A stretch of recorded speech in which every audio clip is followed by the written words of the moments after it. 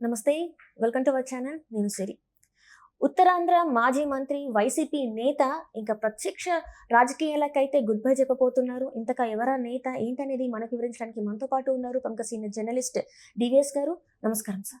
నమస్తే sir, YCP అంటే already ప్రజలు ఒక తీర్పు ఇచ్చారు. 11 సీట్లు మీకు సరిపోతుందని చెప్పి తీర్పు ఇవ్వడం జరిగింది.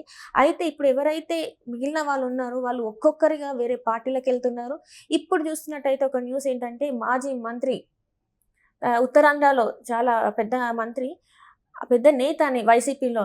సో ఇప్పుడు ఆ నేత ఇంకా ప్రత్యక్ష రాజకీయాలకే గుడ్ బై చెప్తున్నారు అని చెప్పేసి మరి వార్తలు వస్తున్నాయి. మరి ఇది జగన్మోహన్ రెడ్డి గారికి ఎలా ఉండబోతుంది, అసలు ఆయన పరిస్థితి ఏంటంటారు? ధర్మాన ప్రసాదరావు ప్రత్యక్ష రాజకీయాలకి గుడ్ బై చెప్తున్నాడని మనం ఈరోజు ప్రధాన వార్తగా చూసిన నేపథ్యంలో ఓడిపోయిన దగ్గర నుంచి ఆయన అసలు అడ్రస్ లేడు. ఏది ఉత్తరాంధ్ర మరి అంత బ్యాక్ బోన్ ఎవరు, అనేక క్యాబినెట్లలో ఆయన పనిచేశాడు. రాజశేఖర రెడ్డి మంత్రివర్గంలో, అంతకుముందు మంత్రివర్గాల్లో, తర్వాత మంత్రివర్గాల్లో, చివరికి జగన్మోహన్ రెడ్డి మంత్రివర్గంలో కూడా ఉన్నాడు. ఇంత సీనియర్ శాసనసభ్యుడు మరి ధర్మాన ప్రసాదరావు ఇవాళ ఎందుకు కాడి కింద పడేశాడు? భయంతోన ఆయన గుడ్ బై చెప్తున్నాడు. ఒకవైపు వయసు, మరోవైపు ఏంటి, జగన్మోహన్ రెడ్డి అతనికి మధ్య సరైన ఇది లేకపోవడం. అంటే ఈసారి మొన్న ఎలక్షన్స్లో కూడా ఆయనని బలవంతం చేస్తేనే నిల్చున్నాను, తనకు వద్దనుకున్నా కూడా నిల్చోవలసిన పరిస్థితులు వచ్చాయని చెప్పేసి దాంతో అక్కడ ఓడిపోవడంతో ఇలాంటి నిర్ణయం తీసుకున్నారని కూడా మరి వార్తలు వస్తున్నాయి. కొడుకు అడిగాడు టికెట్, ఏది రామ్ మనోహర్ నాయుడుకి టికెట్ ఇవ్వమని అడిగితే జగన్మోహన్ రెడ్డి నిరాకరించాడు. ఈసారికి మీరే కంటెస్ట్ చేయండి అన్నాడు. మరి అదే జగన్మోహన్ రెడ్డి ఆ నియమం అందరికీ వర్తింపజేయొచ్చు కదా. అంటే బొత్స సత్యనారాయణ గురించి మీరు మాట్లాడుతున్నారు. ఇప్పుడు బొత్స సత్యనారాయణ కాదు, ఇప్పుడు మన బాలినేని శ్రీనివాస్ రెడ్డి, లేకపోతే భూమన కరుణాకర్ రెడ్డి, పేర్ని నాని, చెవిరెడ్డి భాస్కర్ రెడ్డి, వీళ్ళందరి కొడుకులకి ఇచ్చి మరి ధర్మాన ప్రసాదరావు కొడుకు ఎందుకు ఇవ్వలేదు? ధర్మాన ప్రసాదరావు కొడుకు మీద అంత చెడ్డ పేరు ఉందని ఇవ్వలేదా? ధర్మాన ప్రసాదరావు కొడుకు మనోహర్ నాయుడు మరి నువ్వు అనుకున్నంత మంచోడు కదా, నువ్వు అనుకున్నంత సౌమ్యుడు కాదా? ధర్మాన రామ్ మనోహర్ నాయుడికి టికెట్ ఇవ్వలేదంటే ధర్మాన ప్రసాదరావు అనే ఈసారికి కంపల్సరీగా కంటెస్ట్ చేయమన్నాడంటే అసలు మనం చూసాం. ధర్మాన ప్రసాదరావే వీళ్ళందరి లిస్టు బహిర్గతం చేసింది కూడా.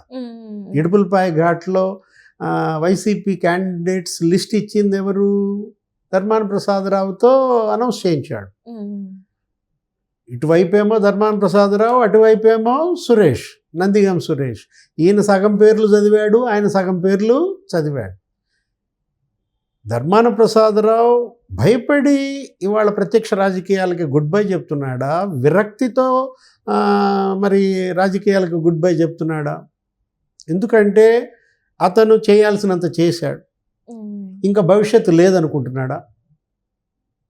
తన భవిష్యత్తు కాదు కదా ఇవాళ ముఖ్యం, కొడుకు భవిష్యత్తు ఏంటి?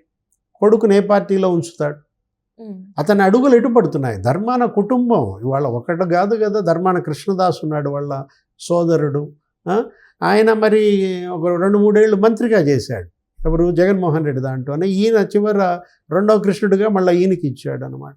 ఇవాళ ధర్మాన బ్రదర్స్ ప్రసాదరావుతో పాటు కృష్ణదాసు కూడా మరి ప్రత్యక్ష రాజకీయాలకి గుడ్ బై చెప్తాడా? వీళ్ళందరిపైన అవినీతి కుంభకోణాలు విచారణ జరుగుతుందనే భయంతోన ఇప్పుడు మొన్న బొత్స సత్యనారాయణ ఏమన్నాడు? విశాఖపట్నం ల్యాండ్ స్కామ్స్ మీద స్పందించాడు. అప్రస్తుతం ఆయన ప్రెస్ మీట్ పెట్టమన్నది దేనికి? అమ్మఒడి గురించి మాట్లాడమని పెట్టారు. మీరు విద్యాశాఖ మంత్రి కదా, ఇప్పుడు ఉన్న విద్యాశాఖ మంత్రిని టార్గెట్ చేయమన్నారు. ఆయన ప్రెస్ మీట్ పెట్టి దేని మీద మాట్లాడాడు?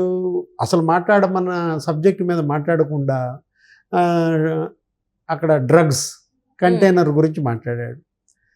పురంధేశ్వరినో ఎవరినో టార్గెట్ చేయాలని చూశాడు. చివరికి అది ఎటు తిరిగింది?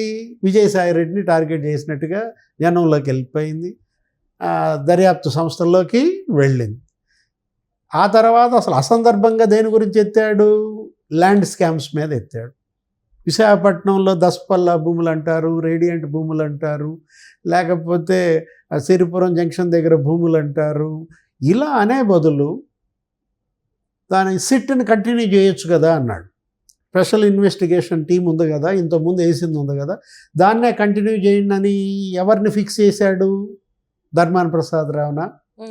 ఎందుకంటే ధర్మాన ప్రసాదరావు అక్కడ ఆ సిట్లో ప్రధాన ఇదిగా ఉంది. ఆయన కింగ్ పిన్గా నిర్ధారించిన పరిస్థితుల్లో ఏం జరిగింది? అక్కడ మధురవాడలో, అక్కడ పరదేశీపాలెంలో, పరవాడలో 72 ఎకరాలు మాజీ సైనికోద్యోగుల భూములు ఈయన ఎత్తాడని. ఎవరు? ధర్మాన ప్రసాదరావు. ఈయన దగ్గర ఉన్నటువంటి ఆ కుమార్ అనే అతను ఈ భూముల్లో ఈ ధర్మాన ప్రసాదరావు కంపెనీ పేరిట మార్చడంలో వాంగ్మూలం ఇచ్చారు. భార్య పేరు మీద, కొడుకు పేరు మీద, వాళ్ళు డైరెక్టర్లుగా ఉన్న కంపెనీ పేరు మీద ఆ భూములు కొన్నారన్న ప్రచారం నేపథ్యంలో విశాఖ భూముల పైన నిజంగానే కూటమి ప్రభుత్వం విచారణకు ఆదేశిస్తే జైళ్ళకి వెళ్ళాల్సి వస్తుందనా?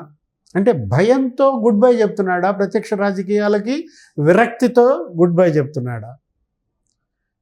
వైఎస్ఆర్ కాంగ్రెస్ పార్టీకి ఇక భవిష్యత్తు లేదు, జగన్మోహన్ రెడ్డిని నమ్ముకుంటే ఇంకా మనకి రాజకీయం లేదు అనేటటువంటి విరక్తితోనే ఇవాళ ధర్మాన ప్రసాదరావు ప్రత్యక్ష రాజకీయాలకు గుడ్ బై చెప్తున్నట్టుగా కనపడుతుంది.